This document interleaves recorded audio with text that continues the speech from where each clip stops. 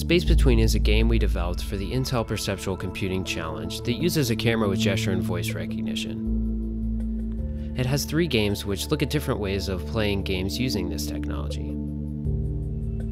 We wanted to see what the best ways of using this technology were in the context of games, and more importantly, how they can be used together to make a compelling, intuitive experience.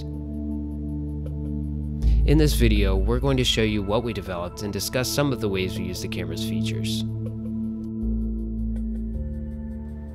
The first game, Defend the Reef, uses both hands to control shields which defend against invading jellyfish. This was the first game we developed and is the most simple of the 3. As you can see, at the top of the screen, the game displays graphics which represent actively tracked parts of the player. In all 3 of the games, instructions are displayed and then a prompt is given asking if the player is ready. This gives time for the player to raise both hands and make sure they're positioned correctly before the game begins. The player can continue by speaking "ready," at which point the game will progress and the wave will start. For this game in particular, it was fun to find a way to use the simple mechanic that took the player's hands off of the keyboard or controller and use them in an intuitive way in the game. The next game, Filterfish, pushes the technology further by integrating a hand gesture. We chose an open-close gesture because it was simple to develop and intuitive to use. For the game, we wanted to experiment with intuitive ways of using the gesture that were also compelling and fun to play.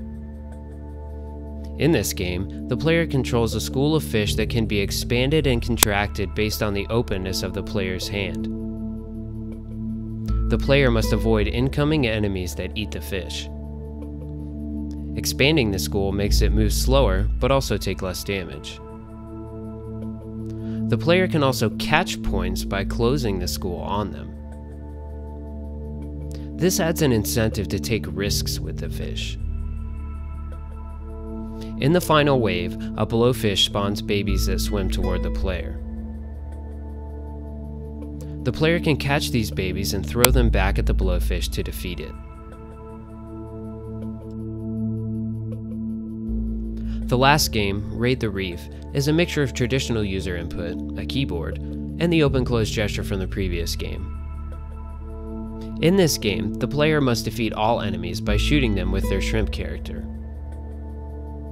The player can shoot by aiming with their hand's position and opening. Closing will stop shooting. This game was an experiment for us to see how we could mix traditional input devices with new gesture-controlled ones.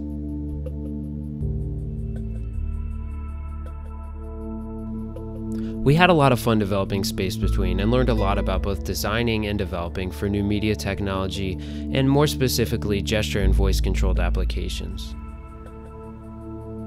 We hope you enjoyed it and maybe even learned something you can use in your own applications.